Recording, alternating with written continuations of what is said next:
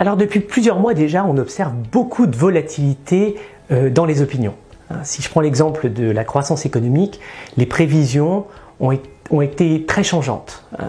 Elles sont souvent révisées, alors tantôt à la hausse, tantôt à la baisse. Tantôt on évoque aussi une récession, et puis juste après on n'évoque plus. Alors s'il y a de la volatilité dans les opinions, il y a également aussi un retour de la volatilité sur les marchés financiers. Par exemple sur les marchés obligataires, les variations sont désormais beaucoup plus élevées. Sur l'OAT, c'est-à-dire l'obligation du Trésor français, on a des variations de l'ordre de 15 points de base en moyenne par semaine, alors que ces variations étaient plutôt autour de 5 points de base avant.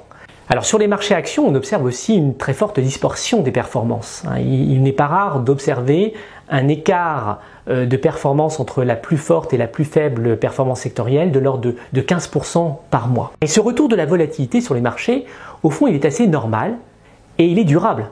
Parce que si on a un nouveau régime sur le niveau des taux d'intérêt, ça implique un nouveau régime sur la volatilité des taux et ce faisant sur tous les actifs financiers. Donc dans cet environnement très changeant, je dirais très bruité, eh bien il est encore plus important que d'habitude d'avoir un cap et de ne pas changer d'avis tout le temps. Et depuis plusieurs trimestres, eh bien nous maintenons le même cap. Ce cap, c'est 2023, ça va être pour nous une année de stop dans la conjoncture. On va dire encore une année blanche. Il y a une récession dans l'industrie mondiale, parce que dans les entreprises industrielles, on observe des stocks qui sont trop élevés. Donc il y a un besoin de réduire ces stocks et donc ça va supposer une pause dans l'activité. Et les plus récentes enquêtes de conjoncture auprès des industriels montrent que le climat des affaires se détériore simultanément dans l'industrie française, dans l'industrie européenne ou dans l'industrie chinoise.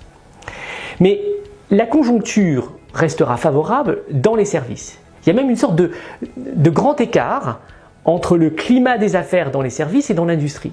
Parce que dans les services, il y a toujours un besoin de rattrapage post-Covid, notamment dans certains secteurs, tout ce qui va être tourisme, loisirs, restauration, etc.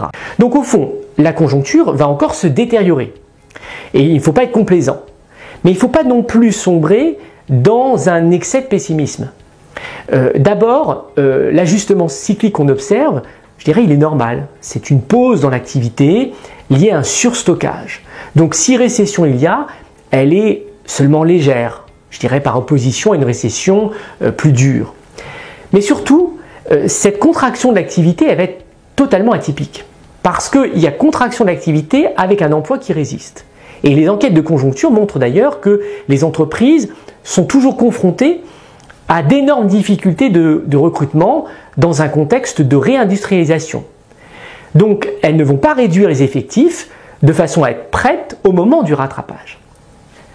Donc, au final, ou en conclusion, la conjoncture sera en berne au second semestre 2023.